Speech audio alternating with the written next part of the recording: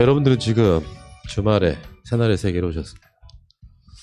자, 많은 분들이 제일 좋아한다는 프로그램. 실제로 뭐 댓글을 달았거나 이메일을 보냈거나 내 사연이 안 나오나 이렇게 귀를 쫑긋 엿고 있다는 바로 네. 그 프로그램. 아, 훌륭한 프로그램이에요 진짜. 밖에도 넘어서 심지어. 출발하겠습니다. 자, 팟캐스트 최초의 오직 ombudsman만을 위한 프로그램 새날 한나인 103회 방송 시작하겠습니다. 저 옆에는 어반 갓나 스타일의 사회까지 거듭나신 우리 커트님. 네, 안녕하세요. 커트입니다. 예. 네. 어차피 그것도 ombudsman 대상이니까 네, 네. 사회 보니까 어때요? 이해지만. 이해지만 뭐 저는 아직 부족하지만 정말 잘하라고 많이 격려의 말씀 보내주셔서 너무 네. 힘이 되고요. 네. 저랑 같이 하시는 두 분이 워낙 잘하시기 때문에 네. 자리를 좀 잡을 수 있지 않을까 생각합니다. 금방. 네. 그러니까 커트님은 그냥 단지 거들 뿐. 정말 그렇습니다. 제가 잘 거들기만 하면 저는 따라서 잘 될 것 같습니다. 2회 만에 아주 장족이 발전하셨어요. 1회 때는 떠는 게 보여요. 지금도 많이 떠는데 열심히 하겠습니다. 네. 지금 한나인 방송 경험이 몇 회예요 벌써? 그러니까요. 부끄럽습니다. 100회를 넘으면 이쪽 네. 입신의 경지에 올라가는 모든 프로그램이. 그렇잖아요. 100번을 냈어. 네, 네. 자, 알겠습니다. 또 화이팅 하시고요. 네. 자, 정명숙님 나오셨습니다. 네, 안녕하세요. 정명숙입니다. 오늘도 그녀는 무언가를 가져왔습니다. 네. 왜 그래요? 초콜릿. 네. 초콜릿을 안 주면 막 두드러기 생기고 막 그래요? 아니, 그건 아니고 이제 제가 이제 2번 정도 남았거든요. 초콜릿 수업이. 그때까지는 거기서 이제 만든 것을 함께 나누고자. 잠깐만요. 그만두지 마시고 계속 하시면 돼요. 4개월 과정이라 이제 마무리가 되고 있고요. 큰일 났네. 초콜릿 먹게 되겠네. 네. 그렇게 해서 뭐 가게를 연다거나 이런 건 안 해요? 그건 뭐 나중에 일이고요. 일단은 그렇게 또 배워보고 싶어서 그러니까 2주 시작한 남았다고요? 거고. 네네. 배우는 거는. 이제 초콜릿 먹는 게 2주 남은 거예요, 우리가? 제가 또 시간을 내서 연습을 하면 안타깝다. 또 제공해 드릴게요. 네, 알겠습니다. 네. 감사드리고. 네. 볼메 임지님. 안녕하세요. 볼메 임지입니다. 참 이분의 패션은요. 나는 매주 기대를 해요. 네. 오늘은 어떤 패션으로 올까 되게 기대를 해요. 네. 근데 궁금증 하나 있어요. 네. 저는 이제 뭐 날마다 방송 나오는 사람이니까 그런데 의상 같은 게 신경이 쓰여요. 방송 나올 때? 의식하고 나와요? 어쨌든 지난주에 입었던 옷은 안 입고 그런 신경 쓰는구나. 그 정도. 야, 우리가 연예인들이면 협찬 받을 수도 있네. 실제 협찬 많이 해줘요. 그렇고 유명 연예인들은 그 연예인들이 입고 있는 옷이 뭔지를 금방 알아. 네티즌들이. 그래가지고 그게 불티나게 팔리고 한마디도 안 했는데 막 이런 옷이 막 팔리는 거예요. 이게 만약에 명품이라고 하면 참 그렇게 해드릴까요? 제가 10,000원짜리 옷을 주로 입고 다니는데 훌륭하다? 그렇게 안 보이니까 충분히 효과가 있다는 말씀 드리고 싶네요. 자, 이 세 분과 함께 출발하겠습니다. 자, 지금 그 이슈 아닌 이슈 시간인데요. 이번 주에도 3개가 올라왔습니다. 첫 번째, 뒤쿵 알바? 네, 그 차 접촉 사고를 일부러 내는 건데요. 이거를 이제 앞차 받칠 차량이랑 뒤에 박을 사람이랑 같이 공모를 해서 그 보험금을 뜯어내는 이거를 모집을 한다고 해요, 알바로. 그래서 이게 사기이기도 하고요. 보험 사기이기도 하고, 그다음에 이제 보통 자기 차가 아니라 렌트카나 공유차를 이용한다고 합니다. 그래서 이게 요즘 성행을 하고 있다고 하는데, 네. 뭐 극히 일부겠지만 정말 그러니까 둘이 짜고 둘이 사고를 내는 거 아니에요. 네. 그러니까 나머지 선량한 보험 가입자들이 손해를 보는 거예요. 네. 그러면 보험 가입비도 올라가게 되고, 네, 어디까지나 보험 사기라는 거. 네. 자, 두 번째는 금감원의 권고에도 보험금을 안 주는 삼성생명? 이건 무슨 일인가요? 지금 100일 넘게 암 환자들이 삼성생명 본사에서 항의 농성 중이고요. 이제 금감원이 보험금을 지급해라라는 명령이 나왔음에도 불구하고 아직 보험금이 지급되지 않고 있다고 합니다. 그러니까 그 대부분 암 환자분들이신데요. 뭐 경계성 치료니 이게 암 치료와 직접 관련이 있느니 없느니 하는 것들을 이슈를 잡아서 보험금 지급이 연기되고 있고요. 그러니까 이런 것들은 빨리 뭐 당연히 시정이 돼야 되겠죠. 근데 이제 계속해서 이런 이슈들이 나올 텐데 더군다나 이것이 삼성이고 삼성생명이고 그리고 이런 나머지 보험사들에 끼치는 영향도 크고 하니까 확실한 결정이 지급 명령이 결정이 났으면 좋겠습니다. 네. 이것도 결국은 보험의 문제네요. 그렇죠. 근데 삼성은 말이에요. 네. 이재용이 이렇게 사과를 했으면 후속 조치가 좀 진정성이 있어야 되거든요. 네. 노조하고 이렇게 협상하는 과정에서도 전혀 달라진 것이 나오고 그런다고 하니까 정말 얼마나 이게 가짜는 일이에요. 네. 진심으로 반성을 하고 네. 자기가 받은 만큼 처벌을 받겠다 이런 자세가 아니라 그냥 하고 싶은 말 진정성 없이 다 해놓고 네. 뭐 죄를 좀 면해줘. 여단 짓 하고 있는 거 아니에요, 사실 알고 보면. 그렇죠. 뭐 이전에도 그런 일이 있었고 또 지금 또 믿을 수가 없는 거죠. 네. 네. 알겠습니다. 자, 이번 주 선정된 이슈 아닌 이슈는 은행 점심시간에 문을 닫아야 된다. 뭐 이런 논란인가 봐요. 네, 금융노조에서 임단협 하면서 이런 사항을 좀 요구를 했는데 은행이 그 1시간의 점심 식사 시간을 좀 확보하고자 하는 거는 오래전부터 나온 얘기라고 하더라고요. 근데 이게 현실적으로 실행되기가 쉽지가 않으니까 계속 이제 끌어온 문제인데 이제 이번에 다시 또 요구를 하면서 좀 불거진 것 같습니다. 근데 이거는 어떻게 생각을 해봐도, 그러니까 장기적으로 원칙적으로 생각을 하면 그 1시간의 점심 식사 휴식할 수 있는 권리는 당연히 노동자의 권리가 맞고 누려야 하고 한데 또 현실적으로 또 어려움이 있기 때문에 또 반응이 또 그다지 또 좋지는 않은 것 같고 그래서 한번 생각해 보자 이런 차원에서 가져와 봤습니다. 저는 늘상 불만이었던 것 중에 하나가 ATM기 수수료가 너무 비싸다. 그러니까 네. 이미 그 투자한 대비 네. 이 어느 정도 수익은 다 뽑았을 거란 말이에요. 근데 네. 여전히 비싸고요. 결국에는 그런 거 아니에요. 우리가 은행에 돈을 집어넣으면 이자는 거의 안 나오죠, 지금은. 금리 때문에. 그러면서 돈은 그렇게 벌어간단 말이죠. 네. 누가 그런 이야기를 했더라고. 100만 원을 놓고 ATM 교수 몇만 원씩 뽑았었더니 실제로 내가 뽑아 쓴 돈은 100만 원이 안 되고 네. 95만 원 정도밖에 안 되더라. 뭐 요런 얘기 본 적이 있어요. 근데 은행은 다른 직장이랑 다르게 4시 문 닫죠. 네, 업무는. 네. 그리고 되게 그 은행들이 자기들 수익을 위해서 동네에 ATM기는 만들어 놓을지 모르는데 은행의 지점들은 엄청 많이 없앴죠. 네. 주위 은행 찾기도 힘들어요. 근데 이분들 지금 오후 4시까지밖에 근무를 안 해요.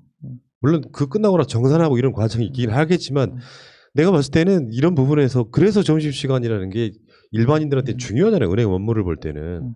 이런 부분은 좀 아닌 것 같다 이런 생각이 듭니다. 여러분 불편한 거 없어요? 그런 점에서 은행 시간 은행원들은 당연히 문을 닫아야 되는 상황이 된다고 하면? 근데 요즘은 거의 온라인상으로 모바일 앱에서 또 은행 업무를 이제 대부분 보지만 사실 또 은행 창구를 찾아가시는 분들도 뭐 시장 주변이라든가 뭐 지역적인 특성에 의해서 많긴 하겠죠. 이제 그런 분들을 또 생각하면 그런 분들의 불편을 없애기 위해서는 지금처럼 은행원들이 교대 근무하는 거는 또 어느 정도 또 일리가 있는데 이게 하여튼 저도 좀 결론 내기가 쉽지가 않더라고요. 저는 반대예요. 무조건 반대. 그러셨어요. 그런 차원에서 보면 네. 은행은 우리나라 은행들 망하는 은행들 없잖아요.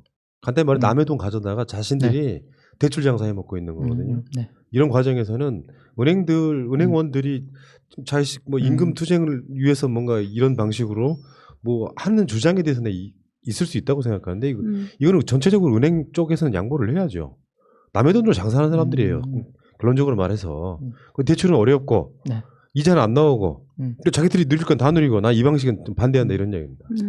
그러니까 이게 노조하고 경영자 사이에서 어떤 그 단체 협상의 한 방식으로 뭐 이렇게 조건으로 이런 걸 던지고 서로 협상을 하는 거는 가능한데 지금 아마 말씀하신 우리가 또 소비자잖아요, 동시에. 그러니까 소비자 입장에서는 지금 4시에 문을 닫는 문제 그리고 뭐 1시에 만약에 일률적으로 이거 뭐 PC 오프까지 행해지게 되면 조금 너무 편의주의적이라는 거는 맞는 것 같아요. 그러니까 뭐 조금 이게 저는 이 그러니까 은행원 분들의 그 노동을 위해서 조금 노동 조건을 위해서 플렉서블하게 조정을 하는 거는 필요하다고 생각해요. 그래서 심지어 다른 나라 같은 경우는 토요일 날도 문을 여는 데도 있고 그리고 요즘은 여의도 같은 데 가면은 오후에 문 열어서 7시에 문 닫는 데도 있고 그리고 교대제로 하면서 식사를 하는 것이 충분히 가능하다고 저는 생각이 들고 아마 제1금융권에서는 크게 문제되지는 않을 거예요. 그러니까 왜냐하면 그때는 점심시간 또 줄이 길어지긴 하지만 근데 오히려 작은데 뭐 새마을금고나 신협에서는 조금 상황이 열악한 건 맞죠. 근데 아마 지금 그게 이슈는 아닌 것 같고 네. 그러니까 저는 은행에 대해서 한 번도 호의적이었던 적이 없는 것 같아요, 살면서. 되게 불편하고, 약간 말씀드린 그런 내용들이에요. 남의 돈 갖고 장사하면서, 이자는 적게 주고 대출은 어렵고. 그리고 지금 다른 직장이랑 다르게 은행이 이미 4시에 문을 닫잖아요. 나머지는 이제 잡무를 할 시간일 텐데 이런 과정으로 보면은 점심시간까지 문 닫겠다라고 하면 나는 이걸 요구하는 분들의 문제가 아니고요. 사측이 그렇죠. 이런 것들을 네. 이렇게 뭔가 어떤 우리들의 어떤 불편함을 먼저 배려해 주면서 노동자들의 주장도 받아들여주는 쪽으로 가야 된다 이런 이야기를 드리고 싶은 거예요. 그렇죠, 그렇죠. 그러니까 지금 그 식사 시간을 뭐 배려해주기 위해서 왜냐하면 뭐 사람을 많이 뽑으면 사실 문제는 간단한 거거든요. 근데 효율성을 생각해서 사람을 줄여놓고 그 상황에 점심시간에 다시 또 2교대, 3교대를 하니까 더 사람은 줄어들고 뭐 그러니까 점심시간에 PC 우리 노동 강도 심해지니까 PC 오프하겠다. 뭐 이런 식으로 자꾸 악순환으로 되고 소비자들한테 그 책임을 전가하면서 봐라 소비자들 불만이 이렇게 많으니까 너희들 그 노조에서 지금 얘기하는 것들이 먹히지 않는다. 뭐 이런 식으로 방향을 잡으면 그렇게 하면 안 되지. 네, 노조도 힘들어지고 그러니까 노조도 결국은 저희들 소비자들 국민들의 호응을 얻어야 그분들이 원하는 것 그리고 서로 윈윈하는 게 되니까 이 경영자들이 노리는 어떤 이런 잘못된 프레임으로 운동이 나가서는 조금 힘들 것 같습니다. 그러니까 뭐 스마트폰이나 PC 등으로 이게 워낙에 잘 돼 있는 나라다 보니까 네. 숫자를 줄이는 건 그럴 수 있다고 치는데 네. 과도하게 줄여서 네. 이번에 그 재난지원금 받으셔야 되는 분들 중에 창구를 직접 가야 되는 분들이 꽤 있었나 봐요. 근데 그 숫자도 막 바글바글 몰려드는 정도가 아니라 평상 일상의 그 기한이 있기 때문에 네. 그 창구 자체가 그렇게 붐비지 않았다 그러는데 어쨌건 은행은 인력을 줄이고 지점을 줄여가지고 그만큼 수익을 남기고 있단 말이죠. 네. 이걸 좀 생각을 해서 노동자들이 일을 더 해라 이런 것보다는 임금을 더 주던가 아니면 또 인원을 보충하던가 이 방식으로 이야기해야 된다는 얘기. 자, 알겠습니다. 이슈 아닌 이슈였습니다. 자, 이메일 좀 볼까요? 네. 이메일 드림팍님 모여라 꿈동사님이 보내주신 건데요. 안녕하세요. 새날 운영자님 열심히 청취하고 있습니다. 북한 동포에게 코비드19 진단 키트와 방역용품 지원을 위한 국민청원과 국민 모금운동을 고려해 보세요. 정부의 주관이 아니라 국민들이 자발적으로 인도적인 지원을 한다고 하면 지금 막혀있는 남북 대화나 미국, 일본의 말도 안 되는 간섭도 이겨낼 수 있지 않을까요? 감사합니다. 예. 박영재님. 의미는 굉장히 좋은 것 같습니다. 이게 지금 그렇지 않아도 문재인 정부가 이제 미국의 눈치 보지 않고 네. 국제 제재의 룰을 벗어나지 않는 범위 내에서는 우리가 할 거 다 하겠다. 뭐 개성공단이나 금강산 관광 등은 제재 대상이 아니거든요. 이 과정에 국민들이 뭐 결론이 어떻게 날 거나 상관없이 우리가 남북 평화에 대한 염원을 이런 방식으로 인도적으로 뭔가 주도를 한다면 정부에도 큰 힘이 되지 않을까 이렇게 생각하네요. 자, 좋은 말씀 감사드리겠습니다. 박용재님. 이분 외국에서 오신 이메일이에요. 지금 한국 분은 아니십니다. 아, 네. 자, 계속 가겠습니다. 캐나다에서 에릭 윤님. 안녕하세요. 처음으로 인사드립니다. 한국 떠난 지 30년이 넘은 캐나다 교민입니다. 매일 새날을 듣고 보고 있습니다. 아래 내용은 저의 반성문입니다. 1979년 10월 어느 날 새벽에 아버지께서 일어나라 대통령이 유고란다. 큰 혼란이 생길 텐데 걱정이다. 그때 고등학교 1학년이었고 유고? 그게 뭔데? 라는 생각뿐 우리의 영도자 박 대통령 각하폐하께서 의인에게 저격당했다 라는 사실을 알고는 그저 먹먹했을 뿐이었습니다.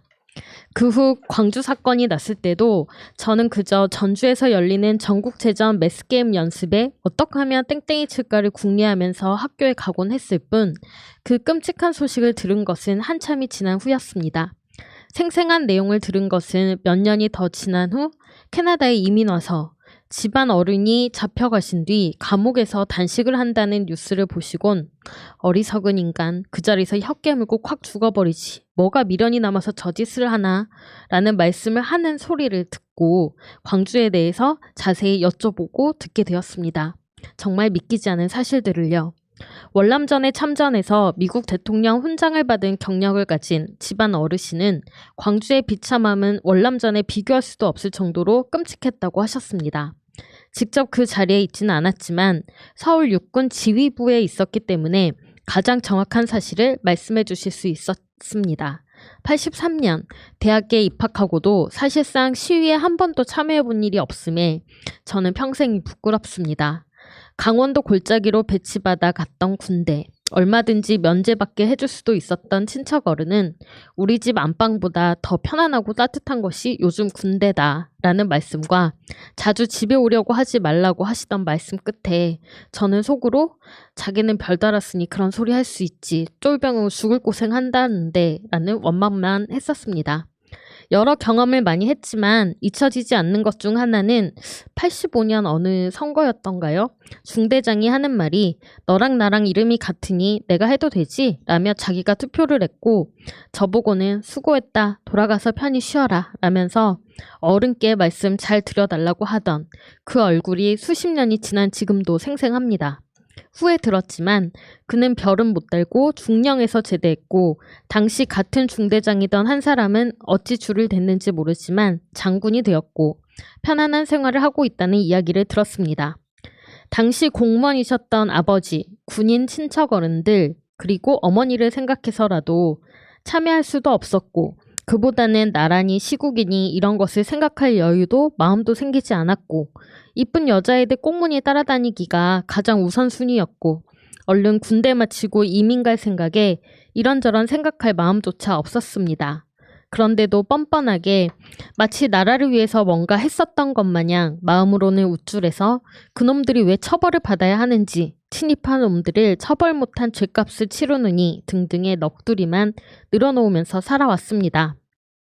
사실 제 할아버지도 일본에서 대학 교육을 받았고 돌아와서는 공무원 하시면서 비교적 걱정 없이 집안을 이끄셨는데 그것이 친일 행위인지조차도 인식하지 못했습니다. 다만 그 시절에 일본 최고 대학에 유학하셨다는 사실이 은근히 다른 이들에게도 알려져서 제가 유복한 가정에서 자라났다는 사실이 알려져 부러움을 받고 싶은 그런 마음이 강했습니다.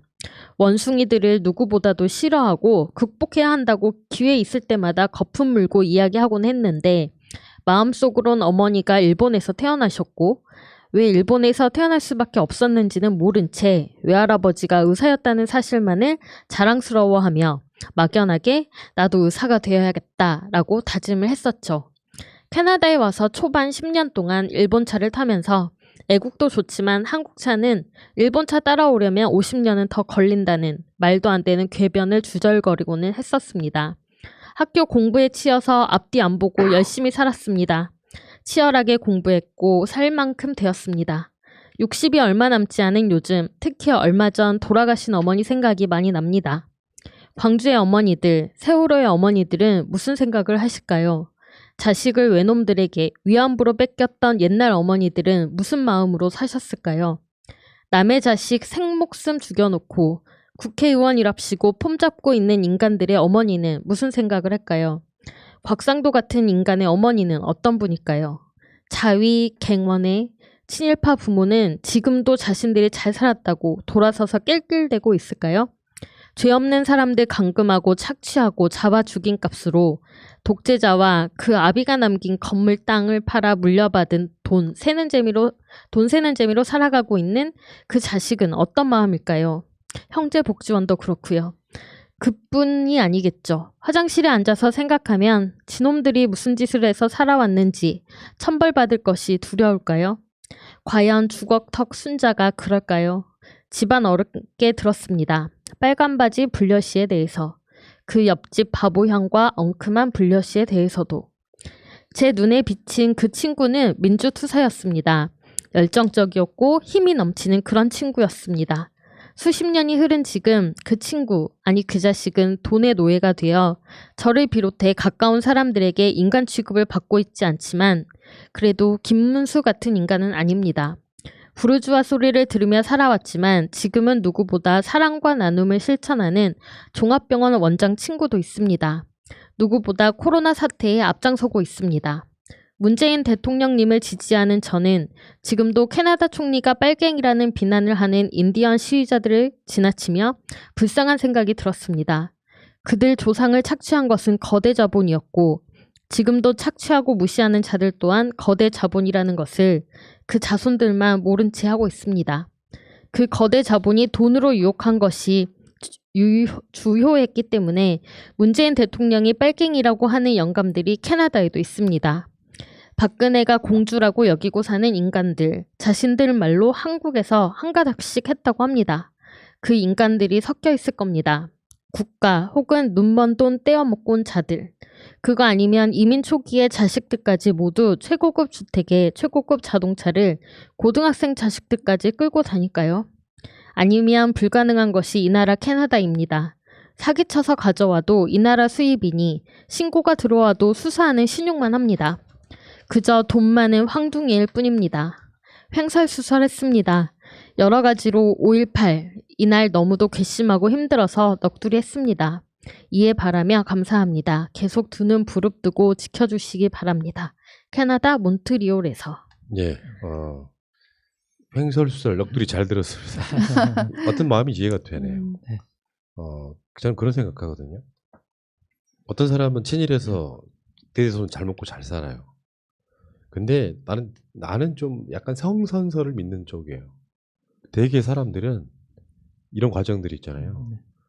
내가 부자가 되거나 높은 자리에 올라가면 더 약한 사람들을 위해서 같이 살고 싶다고 하는 기본적인 양심이 있다고 생각해요. 그러니까 나머지 뭐 친일하고 이런 사람들은 좀 굉장히 소수일 거라고 생각합니다. 부자들 중에도 굉장히 부도덕한 부자들이 있죠. 극한으로 가버리는 사람들.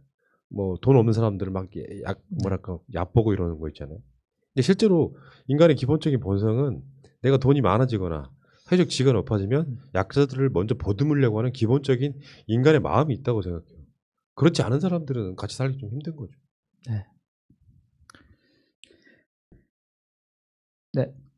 달달하니 허니님입니다. 5월만 되면 맥이 빠지면서 눈물만 흐르고 몸이 아픈 알 수 없는 병증이 40년간 반복되고 있습니다.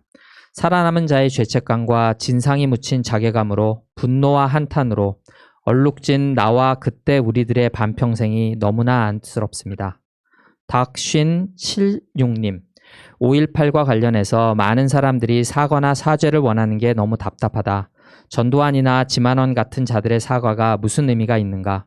철저한 처벌과 응징, 모든 악행의 기록이 있어야 할 뿐이다. 어렸을 때 반민특위가 좌절된 그 답답함의 역사를 보면서 그때 사람들은 왜 그걸 못 막았을까? 분통 터졌지만 지금의 우리는 더 무능하지 않은가? ASDF7님 나는 5.18을 맞이하기 위해 한참 전부터 마음의 준비를 해야 한다. 충청도에서 태어나 경기도에서 살다가 대구로 결혼한 60대. 옛말을 빌리자면 목에 칼이 들어와도 바른 소리를 해야 하는 성향, 성격. 내가 광주 시민이었다면 대통령님께서도 그런 질문을 던지는 자체가 그들에게 답하는 것이라는 말씀을 하시면서 힘든 숨을 몰아쉬는 걸 보았다. 택시 운전사를 몇 번 보았는지 모를 정도. 광주 사건 관련 보도들은 내 가슴을 너무 아프게 한다. 성도, 이름도 묻지 않고 몸이, 마음이 시키는 대로 시민군에 합류했고 옆에 동지가 죽어가는 것을 봐야 했던 그들. 살아있음이 죄스러워 묘역을 가지 못했다는 그들. 지금 무엇도 할 수 있는 게 없지만 마음으로나마 그들을 안고 싶다.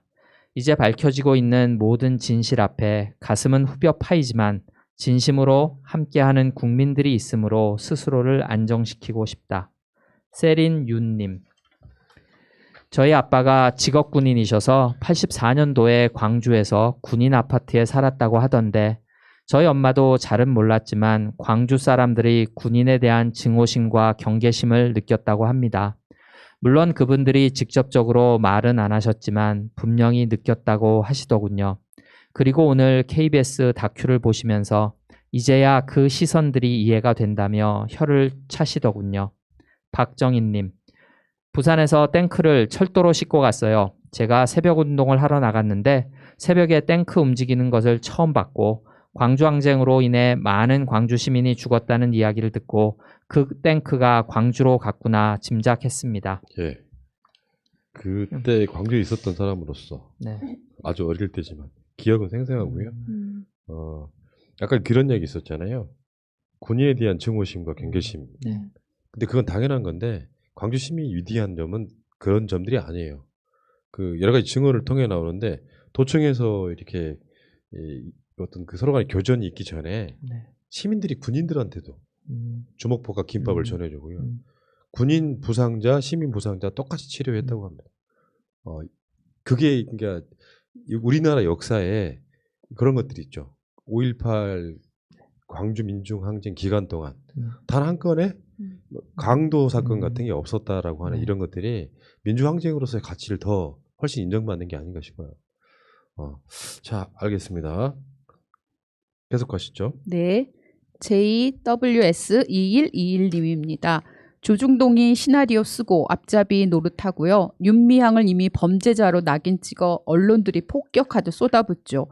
그리고 법세련, 사준모 같은 검찰 고발 대행 업체가 순식간에 고소고발 들어갑니다.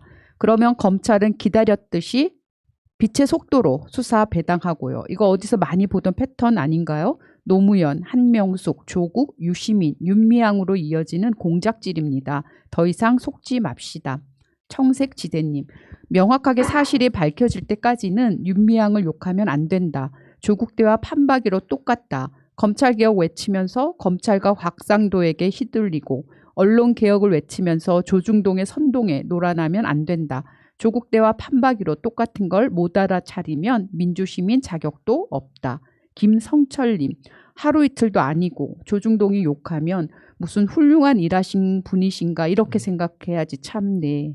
예, 일단은 나는 이런 이야기 드리고 싶어요. 매번 왜 똑같이 당하는데 내가 예전에 어렸을 때 그런 말 들은 적 있어요.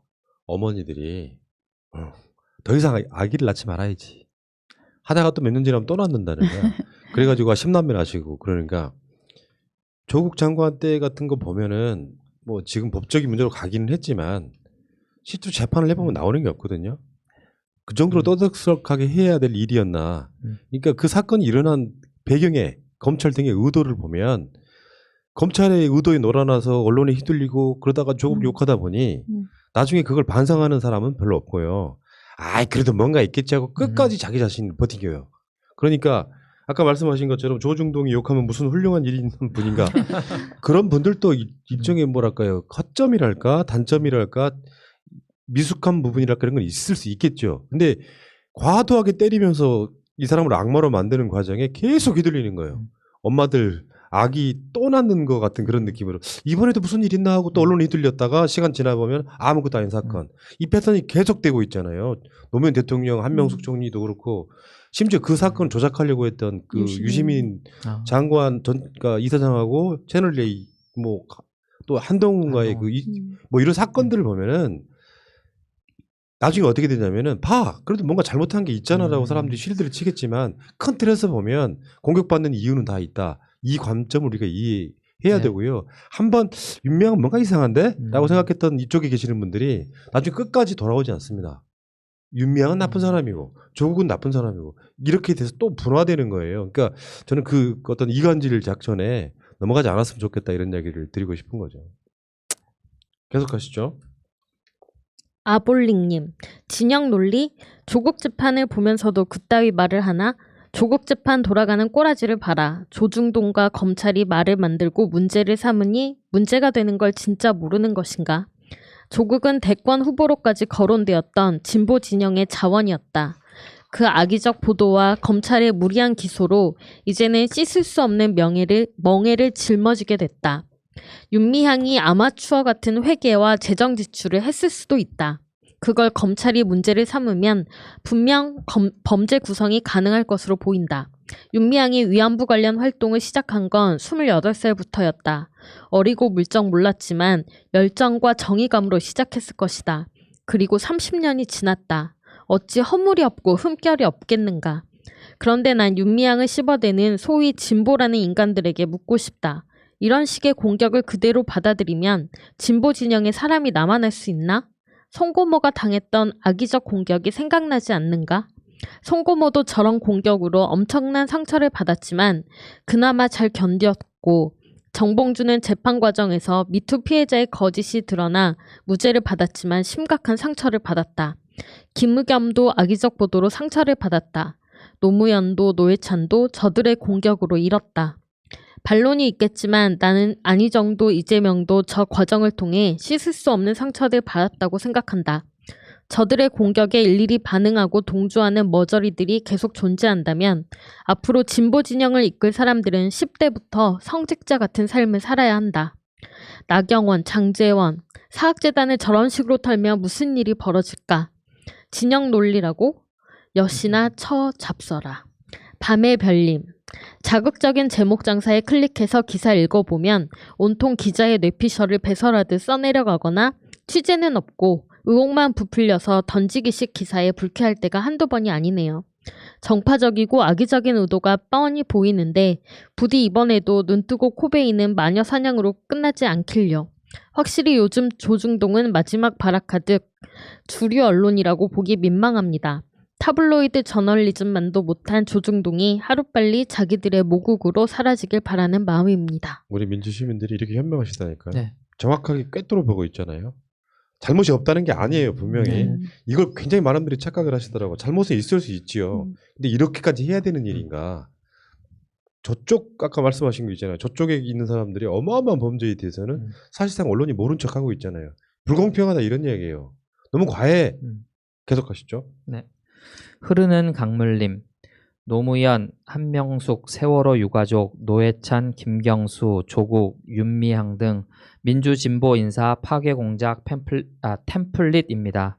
누군가의 의혹 제기, 언론의 무차별적 받아쓰기, 인터넷에서 논쟁과 여론몰이, 하이에나 저널리즘의 시작, 여론몰이를 할 결정적 단어를 이용해 허위보도 또는 뻥튀기, 원래 문제 삼았던 내용은 사라지고 관계없는 사소한 인생 털기식 보도, 정체를 알 수 없는 시민단체 혹은 미통당 계열 정당에서 고발, 인터넷 여론이 한 방향으로 쏠림, 무책임한 보도와 루머 대폭발, 마녀사냥 완료, 그리고 한참의 시간이 흘러 그간의 보도가 거짓으로 밝혀지지만 이미 사람들 사이에서 잊혀져 의미 없음, 그리고 또 한참의 시간이 흐른 후 소수 사건에 한해 시간이 흐른 뒤 당시 보도와 수사에 대해 문제 제기, 그러나 기자들의 반응, 노무현 부인이 시계를 받은 건 사실 아냐? 또는 위에서 시키는 대로 할 수밖에 없었어 라는 식으로 99가지 틀린 것은 외면하고 한 가지 맞는 것을 반복함. 사건 보도 당시 편한 대로 욕했던 사람들과 기자들은 반성 없이 그런 말을 했다는 사실 자체를 까먹고 다시 비슷한 일이 터지면 난리칠 준비 완료. 다시 처음으로 되돌이표. 창선이님, 조선 동아 중앙은 일본 신문이다. 일본의 혐한은 되고 우리의 반일은 안 된다고 하니 참. 수플레님, 디테일이 밝혀질수록 대체적으로 투명하고 합리적으로 운영되었음이 확인되네요. 예를 들어 어떤 시민단체가 초창기 재정 문제로 활동가의 월세방을 빼서 활동비로 보태고 단체 사무실에서 숙식하며 생계비도 안 되는 기부금으로 겨우 월세와 하루에 한 끼, 두 끼로 해결하는 생활을 해왔다면 피 같은 기부금으로 숙식하며 기부금을 유용했다고 비판하겠습니까? 시민단체는 상상을 초월하는 악조건 속에서 오직 활동가의 의지만으로 버텨온 곳이 많습니다.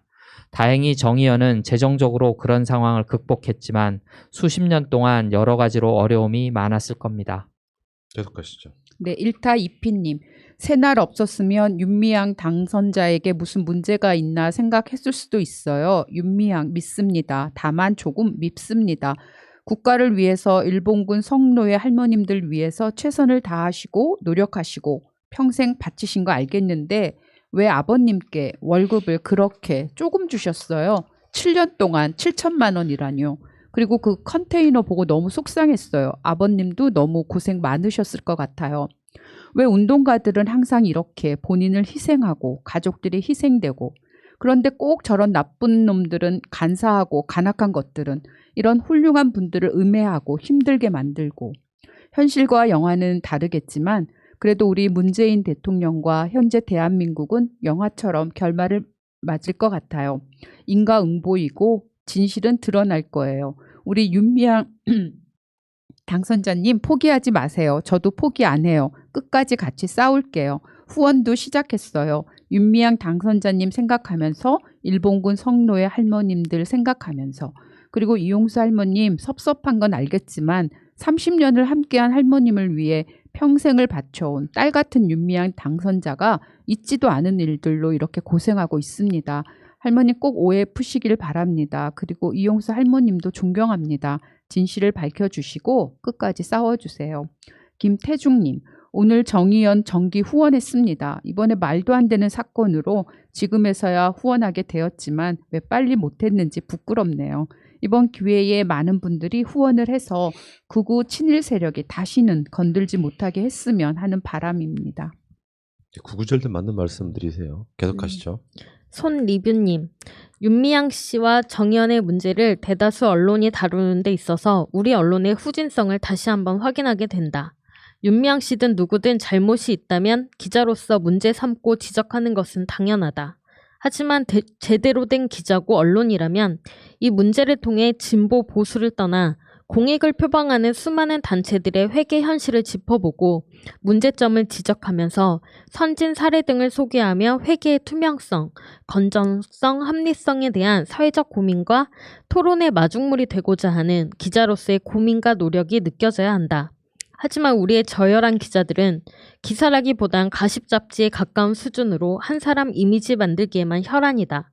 앞뒤 자른 특정 단어나 말로 이미지를 만드는 행태는 이제 거의 공식에 가깝다. 그냥 자신들의 감정을 쓰고 엔터를 누르는 것이다. 이건 기사가 아니다. 자극적 제목부터 추측성 기사 내용까지 진중함이나 기자로서의 직업정신, 소명의식이라곤 찾아보기 힘든 감정적, 정치적 편향성과 목적이 가득 느껴진다. 이상한 친일단체가 고소하고 검찰은 마치 기다렸다는 듯 수사하는 모습도 이젠 공식처럼 느껴진다. 이런 저질 언론의 행태가 지나가고 나면 근본적 문제가 개선되는 것이 아니라 그동안 공을 들였던 위안부 진실찾기 문제가 오히려 후퇴할 것이 자명하다. 항상 그랬다. 본질은 사라지고 인물에 대한 정치적 비방만이 난무하는 우리 언론의 오래된 역사. 단언컨대 우리나라 최고의 저질 적폐 세력은 언론이란 사실을 잊지 말아야 한다. 제가 단언컨대 방송으로 가끔씩 했던 말인데 우리나라 언론은 역사적으로 단 한 번도 공정했던 적이 없습니다. 고영환님, 불의가 도덕성을 무기로 삼으면 자해로 귀결되게 마련입니다. 미통당 정신 차려. 레슬링부 듣고 있나? 님, 북한 사람 4년간 18억이 더 궁금한데 회계하면 삼성인데 삼성 회계는 이야기도 안 하고 윤미향 아니면 누가 위안부 이야기를 하나요? 앞으로 억울한 일 당한 사람을 위한 시민단체는 만들어지지 않겠네요. 회계 겁나서요. DJWNR MFL님, 한명숙 전 총리 재심 청구를 위한 범국민 단체를 만들어야겠어요. 누가 좀 앞장서 보시오. 이기루님, 민주당은 협치라는 말은 꺼내지도 마라. 유봉재님, 도대체 쓸데없는 관련이 뭐니 하는 거 전부 신경 쓰지 말라는 거다. 그래서 180석을 안긴 거다. 말이 안 되면 원칙대로 투표로 결정하라. 지금은 국회를 원만하게 운영하는 것도 중요하지만 개혁이 가장 큰 화두다. 물론 과정도 중요하지만 그간의 허송세월을 생각하면 더 이상 낭비할 시간이 없다. 무슨 줄다리기니 눈치보기니 이런 거 필요 없다. 빨리 목표를 정하고 개혁 열차 출발시켜라. 관련이 뭐니 협상이니 하면서 저들에게 틈을 보이지 말라는 거다. 제발 좌고우면 하지 말고 다른 욕심을 두지 말고 그대로 밀고 나가라. 국민들을 믿으라는 거다. 강호누님, 의열단 김원봉 선생을 공산당으로 몰고 고문했던 그 엄혹한 시절과 다른 것은 깨시민의 힘이 있다는 것. 유스이님, 새로운 장르의 문학을 개척한 개검, 노벨 문학상의 권위에 도전하는 서결 문학상을 받기 위해 수많은 개검들이 오늘도 열심히 집필 중입니다. 김주철님, 윤춘장 장모와 부인 수사는 왜 안 하나요? 나경원 아들딸 사건은 나경원 남편 김재호 판사가 윤춘장 장모 사건 봐줘서 서로 윈윈하는 건가? 예, 여기까지는 보면은 이 서결 문학상 그러니까 오죽하면 이러겠어요. 네. 그러니까 제가 그런 말씀 드리거든요. 또 역사적 가치에 있어 갖고 윤석열은 그냥 사실 촛불 시민들이 열렬히 유문해서 만들어준 사람인데 그걸 단방에 배신해 버린 거거든요. 이 검찰 개혁은 장기적으로 봤을 때 검찰에게도 더 좋은 일입니다. 그러니까 국민의 어떤 그 여러와 같은 성원을 받으면서 검찰이 자신들의 수사를 국민들이 믿음 안에서 할 수 있었던 기회를 윤석열이 짜버린 거예요. 그러니까 역사상 가장 최악의 검찰총이 될 가능성이 전 굉장히 높아 보입니다. 그리고 최근에 보면은 이 형평성이라는 게 있잖아요. 조국 네. 장관 털듯이 자기 장모나 나경원을 털었다면 국민들은 오히려 박수를 보냈을 겁니다. 전혀 그렇지 않고 있잖아요. 계속 가겠습니다. 네, 송세영님. 노무현 한명수까지 성공해서 조국도 당연히 성공할 거라 검찰은 생각했을 것이다. 꼬리가 길면 잡힌다고 이번에 제대로 꼬리 잡힌 거다. 하필 윤석열이 오직에 걸린 거지. 이번에야말로 미통당, 검찰, 언론 유착을 한 큐에 박살내야 할 것이다. 아주 자그마한 불씨만 있어도 이것들은 다시 부활할 준비를 할 것이다. 이지원님. 세월호 진상 규명이 되어야 미래가 조금은 더 투명해질 것 같습니다. 큰성님님. 망언 막말 반복할수록 더 폭망하는 미통당. 헛소리에 침묵하고 폭망을 가속하는 미통당. 일배충 폐륜 부추기고 태극 할배들 이용해 먹고 사이비 신천지랑 놀아나고 찌라시랑 가짜뉴스 나발 불고 극우 유튜브랑 유언비어 선동하고 이러니 안 망하는 게 더 이상하지. 칼 하인리 막스님. 나는 민경욱이 자기가 당선될 거라 생각했던 게 더 웃김. 국민 거의 모두가 욕하는데 표를 줄 거라 생각했나? 강원 야후님. 민경욱 사랑한다. 최고다. 진심 고맙다. 네가 있어 민주당의 미래가 밝다.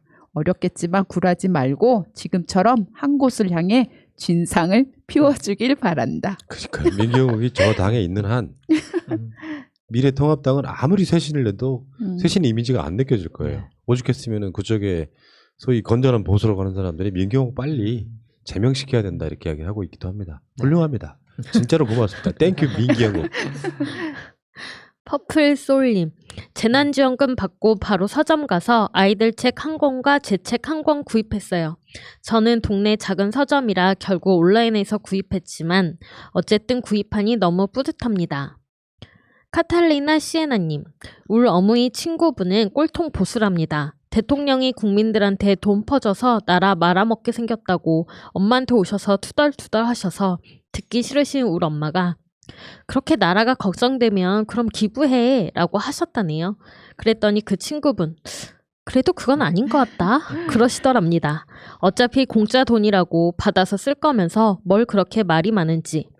봄옷 입을 만한 거 걱정하시던 울 어머니는 지원금 받아서 봄 남방 2개 사 입으시고 좋아라 하십니다.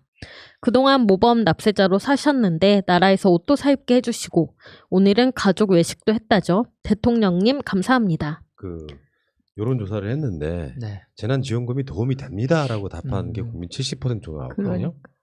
30%는 받아 쓰고도 고마운 줄 모르는 거야. 이게 어마어마한 오랜 시간 동안의 세뇌의 결과물이에요. 대한민국은 빚이 없는 나라라니까. 네. 최소한 선진국 정도 되면 빚을 끌어다 써요. 빚을. 그 다시 한번 설명을 좀 드려야겠다. 그게 동네 미장원 아줌마 저 한매집이 좀 있거든요. 그러니까 빚더미가 되는 이런 거는 그 사람들의 그 선동일 뿐이에요. 대한민국 빚이 없는 나라로 유명하단 말이에요. 근데 국가를 운영하다 보면 제가 그런 예를 들었거든요. 억대 연봉 받는 아버지가 있어요. 근데 어쩌다 보니 가끔씩 목돈 들어갈 때 있죠. 네. 자녀가 대학에 들어가서 등록금이 한 500만 원 돼. 근데 당장 현찰이 없어요. 근데 어차피 이 아빠는 그 다음 달에 한 1,000만 원 정도 월급이 나와. 그러면 은행에서 대출에 받아 쓰고 그 다음에 갚으면 되거든요. 그게 지금 우리 말한 국채라고 하는 것의 원리예요.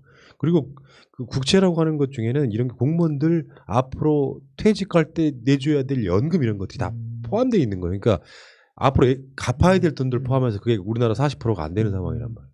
근데 당장 돈이 없다고 자식을 대학을 안 보냅니까? 그거랑 똑같은 원리를 갖고 있는 거란 말이죠. 근데 많은 분들이 조중동의 선동에 속아가지고 대한민국 뭐 빚을 내가지고 어쩌고 그러니까 자기는 받아 쓰고 막 욕하면서도 되게 좋아하는 이런 이율배반적인 상황에 놓여 있는 거예요.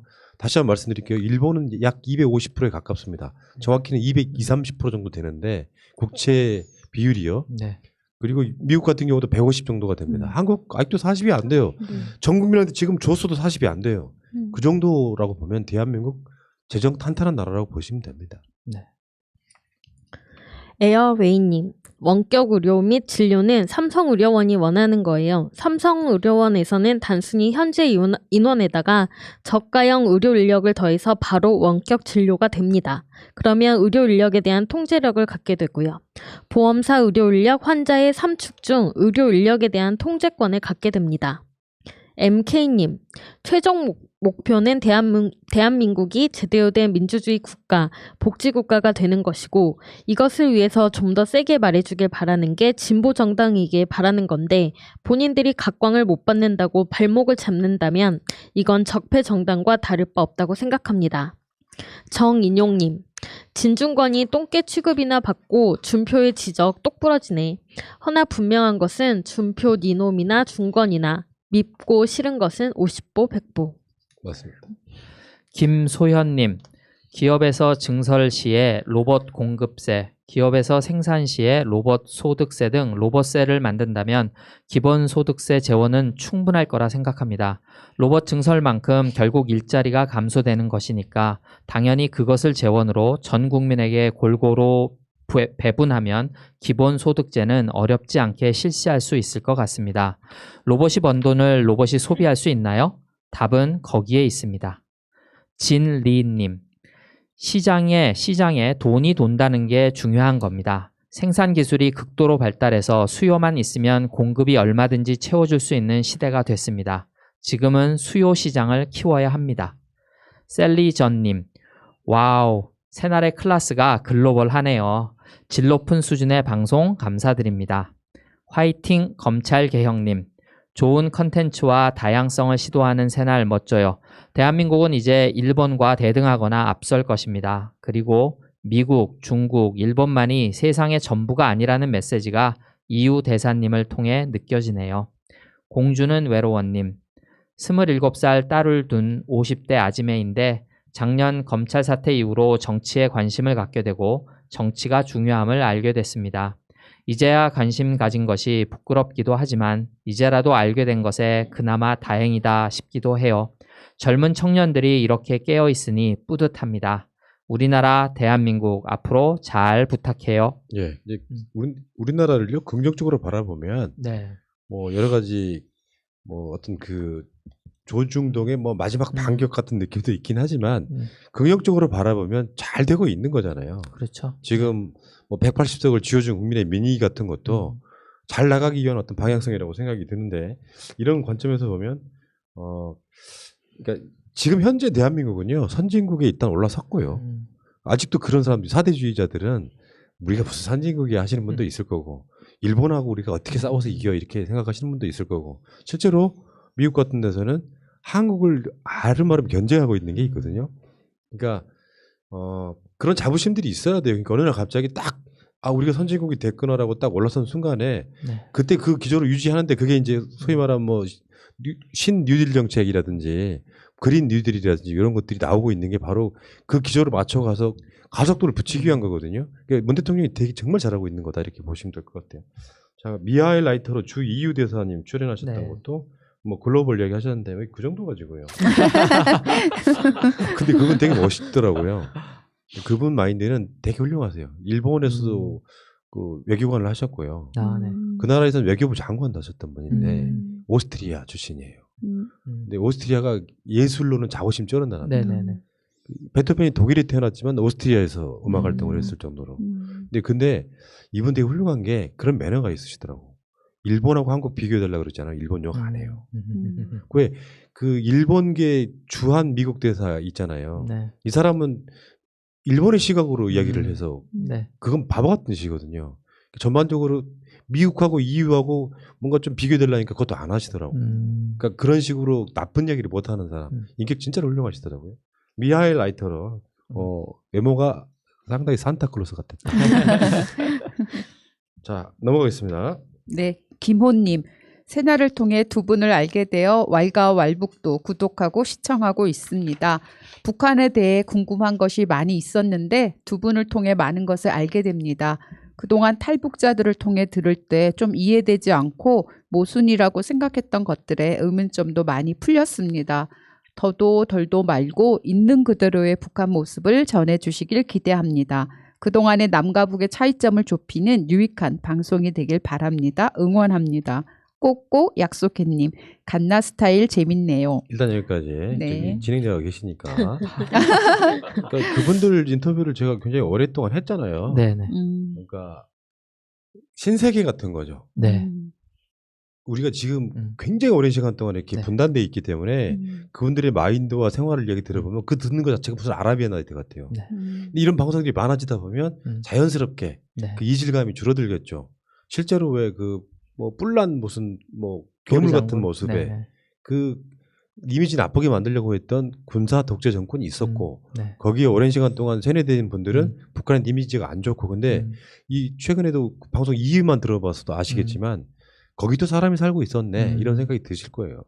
제가 죄송해요. 제가 그 초등학교 때인가 그 왜 탈북해서 기자회견 했을 때 우리나라 말을 하네? 제가 그거 지금 그때 놀랬던 게 지금도 아직 기억이 남고요. 그 다음에 그 무슨 기념관 같은 데 가서 처음에 김일성 그 사진을 봤어요. 좀 인물이 있잖아요. 그런데 뿔도 없고 예, 그때 받았던 충격들이 또 지금도 기억이 납니다. 네, 지금도 종편에 나오는 북한 이야기는 굉장히 폭력적이고 비인권적인 얘기들밖에 없거든요. 그래서 종편 많이 보시는 분들은 북한에 대해서 아직도 되게 이상한 나라라고 생각하시는데 이번 오빤 갓난 스타일로 많이들 그 오해를 푸셨으면 좋겠습니다. 네. 많이 봐주세요, 여러분. 아마 닫힌 마음만 아니고 열린 마음으로 보신다 그러면 충분히 북한에 대해서 많은 정보, 이렇구나라는 것을 많이 느끼실 수 있을 겁니다. 네. 알겠습니다. 계속 가시죠. 네. 새날이 올 때까지 님입니다. 새날에서 뿌리 깊은 샴푸 처음 광고하신 날 주문했는데 제가 보장합니다. 머리 정말 안 빠집니다. 머리 감을 때 머리 빠짐이 정말 심했는데요. 이 샴푸 쓰고 나서 머리 감을 때 머리 빠짐이 눈에 확 띄게 줄어드는 게 느껴지고 보름 정도 지나면 새머리가 나와서 삐죽삐죽 서 있는 걸 보면 너무 흐뭇해요. 제가 여러 가지 방법으로 써봤는데 여성분들은 머리카락과 두피를 확실히 충분히 적신 후에 한번 펌프해서 두피에만 칠한다는 느낌으로 바르시고 그냥 헹궈주세요. 그 다음 한번 펌프해서 뒷머리 부분의 두피와 머리를 비비시고 한 번 더 펌프해서 앞머리 부분 비비고 거품이 나오면 같이 비빕니다. 샴푸가 묽고 양이 적어서 오래 못 쓸 것 같지만 아닙니다. 지금까지 쓰고 있으니 보통이라 생각해요. 머리 빠짐과 숱이 너무 적어지는 거에 스트레스 받으시는 분들은 꼭 좀 써보세요. 저는 그전에 TS 썼었는데 TS보다 1000배 좋아요. 저도 지금 쓰고 있거든요. 네. 이제 나이가 나이인지라 더 빠지면 안 될 것 같아서 효과 있는 것처럼 느껴지더라고요. 그러니까 여기에 그거예요. 반짝이는 두피가 아니라면 100%. 다시 난다 이런 얘기고 여기에 영양제까지 같이 써주면 좋아요. 샴푸만 쓰는 게 아니고 근데 뿌리기 싶은 샴푸의 성분을 보면 굉장히 좋은 제품이에요. 일반보다 조금 더 살짝 더 비싸다고 느끼실 거예요. 근데 뭐 한 몇천 원 더 쓴다고 해서 효과가 있다면 얼마든지 더군다나 가장 좋은 점은 호르몬 그런 게 아니라는 거예요. 남자들이 머리 빠지는 용도로 이 호르몬 제제 쓴 샴푸나 이런 걸 쓰면 있잖아요. 소녀들 만질 수가 없어요. 호르몬 전이 된다 그래요. 맞아요. 그 얘기 들어본 적 있어요, 없어요? 그거는 네, 성기능의 문제 들어봤는데 네. 그 약 같은 것도 여성이 못 만지는 그런 약들이 있어요. 알겠습니다. 일단 여기까지가 여러분들의 매일 댓글 등이었고요. 감사드리겠습니다. 자, 오직 공감 푼 시간입니다. 안녕하세요. 저희는 3년이라는 연애를 했고 친구에서 연인으로 발전한 사이라 총 6년을 알고 지냈습니다. 제 나이는 28, 오빠는 32살로 궁합도 안 본다는 4살 차이입니다. 지난 주말 남자친구에게 청혼을 받았지만 자신이 없어서 거절했습니다. 이유는 그동안 남자친구가 저지른 잘못이 그 순간 정말 빛과 같은 속도로 스쳐 지나가는데 같이 할 자신이 없었습니다. 잦은 회식 자리, 질 안 좋은 회식 문화, 연락 두절, 거짓말 등 3년을 만났지만 아직도 싸우는데 결혼까지 할 자신이 없었습니다. 결혼은 현실이고 서로 평생을 같이 하자는 약속인데 매번 같은 이유로 싸우고 의심하는 그런 일이 매주 평생 벌어진다고 생각하니까 안 될 것 같았습니다. 근데 이 모든 생각이 단 10초 안에 나더라고요. 술자리만 아니면 싸울 일 없고 어느 커플 어느 예비 부부처럼 행복할 수 있을 텐데 그래서 그렇게 어색한 식사 자리를 마치고 각자 집에 들어가서 아직까지 만나지는 않고 카톡만 주고받고 있습니다. 거절한 이유를 말하면 그런 일 없을 거라는 뻔한 말이 나올 것 같아서 그런 제가 또 그거 믿고 흔들릴 것 같아서 청혼 거절한 게 잘한 거겠죠? 아니요. 아니에요? 아니에요? 오, 저는 잘했다고 생각하는데. 저도 잘했다. 그러니까 남녀 관계에 대한 오랜 시간 동안에 고찰을 해보면 왜 문제가 생기는지 기본적인 원인이나 치료법을 모르더라고요. 이게요. 서로 갈등이 생겨요. 근데 그 푸는 방법이 잘못돼가지고 계속 여러 번에 걸쳐서 불신이 쌓이기 시작해요. 그 불신이 쌓이다 보니까 나중에는 결국은 그 자체 거리를 좁힌다거나 서로의 불신을 해결하는 문제를 아예 포기하게 됩니다. 그 과정을 거치다 보면 결국에는 불신을 낳아서 결국에는 불행한 어떤 결말을 맞게 되는 경우가 꽤 있거든요. 근데 이런 문제, 그러니까 이 부분은요, 이 여성분도 어느 정도 자기 자신의 스타일을 바꿀 필요가 있어요. 어떤 경우가 있냐면 남자가 거짓말하는 것에는 시작이 거짓말하는 사람이기 때문이 아니에요. 여자도 마찬가지지만 상대가 솔직하게 말을 했을 때 그것을 감안해서 내가 그걸 소화를 해줘야 되는데 솔직하게 말을 하면 거기에 대해서 반응이 짜증을 낸다거나 화를 낸다거나 이 방식으로 몇 번 대하다 보면 남자가 거짓말할 수밖에 없음. 그러니까 결국에는 솔직히 말을 했을 때는 어떤 토도 달지 말고 잘했어, 수고했어, 뭐 속 좀 풀었지 이렇게 이야기 해주면 되는데 그걸로 계속 짜증을 내기 시작하면 나중에 거짓말합니다. 이 과정에서 물론 이제 뭐 청혼 거절한 게 잘한 거겠죠 라는 말에 제가 아니오라고 이야기를 했지만 그럴 자신이 없으면 헤어지는 게 더 나쁠 텐데 반대로 말하면 다른 남자를 만나도 똑같아질 거라는 생각에 제가 아니오라고 말하는 거예요. 전 청혼을 받는다라는 거는 되게 이제 좋은 순간이잖아요. 네. 행복한 순간이고. 근데 받자마자 그간에 안 좋았던 일이 눈앞에 이렇게 휘리릭 지나갔다라는 건 그만큼의 그걸 극복할 만한 서로 간의 애정이나 이런 게 좀 많지 않다고 생각하고 그게 계속 트라우마로 남았기 때문에 이게 앞으로의 관계에서도 계속 문제가 될 거라고 생각이 들어서 잘했다고 생각합니다. 헤어져야지. 헤어지고 좋은 사람 만나야죠. 아니야. 28인데. 아니야. 그러니까 이분 스타일로 보면 내가 봤을 때는 여기에 쓰여있진 않아요. 자기 자신의 단점에 그렇죠. 대해서. 이분은 전반적으로 다른 남자를 만나도 똑같을 텐데 그럼 3년이라는 시간 동안 또 똑같이 해서 또 헤어지거나 하는 건 시간 낭비라는 거고요. 나는 다시 한번 말씀드리지만 이 세상에 완벽한 사람은 없어요. 여자건 남자건 간에. 그렇게 해서 내 단점을 고칠 생각을 하지 않고 상대방이 변하지 않는다고 화를 내기 시작하면 평생 나한테 맞는 남자를 만나기 힘들다. 전 그게 기본적인 원인이고 여자들한테 갖고 있는 나름대로 환상이 든.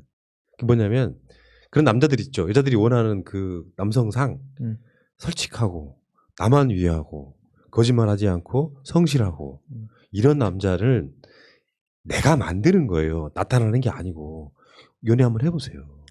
근데 그럼에도 불구하고 청혼을 받았을 때 본인도 결혼할 마음이 있었거나 호의적이었으면 당연히 기다리거나 받아들일 여지가 있는데 전혀 그런 준비도 안 됐고 계속 그 사람의 안 좋은 면만이 드러나고 그런 상황에서 청혼을 받고 결혼을 한다는 건 저는 절대적으로 반대하거든요. 왜냐하면 정말 좋았고 사랑하고 좋은 점만을 보고 결혼해도 결혼은 진짜 현실이라고들 하는데 이미 그 사람에 대해서 부정적인 마음이 있고 청혼을 받았는데도 기쁨보다는 이게 불안한 마음과 불쾌한 마음이 먼저 든다면 이거는 더 이상 뭐 카톡을 가지고 이렇게 뭐 서로 대화 나누고 이럴 여지도 저는 좀 없어야 된다고 생각을 하거든요.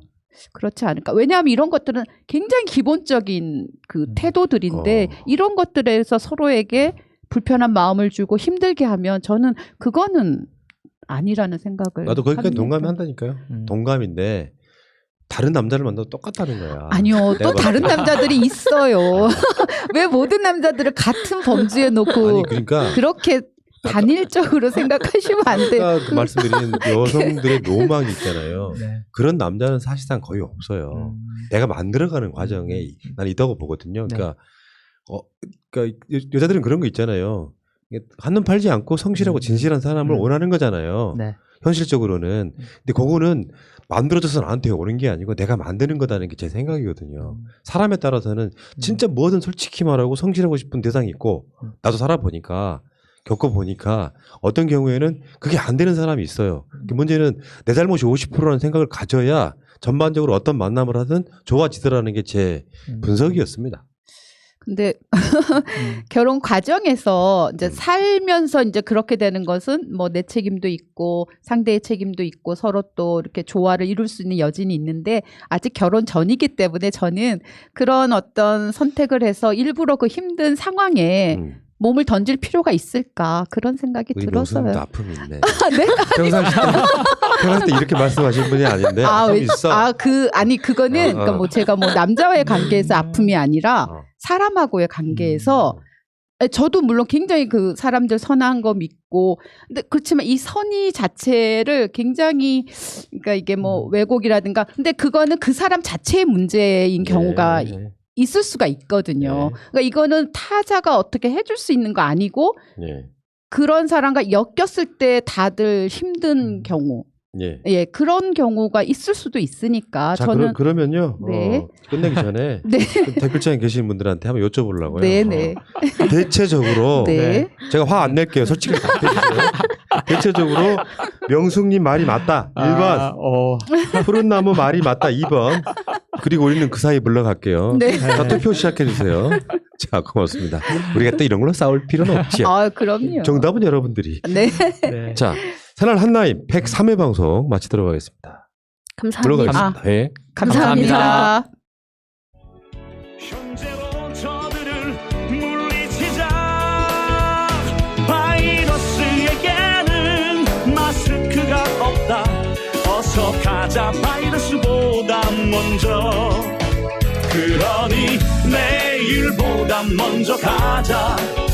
우리들의 희망을 형제이게 하자. 설령 그것이 내일이라 해도 현재로 저들을 물리치자. 바이러스에게는 마스크가 없다. 어서 가자 바이러스보다 먼저.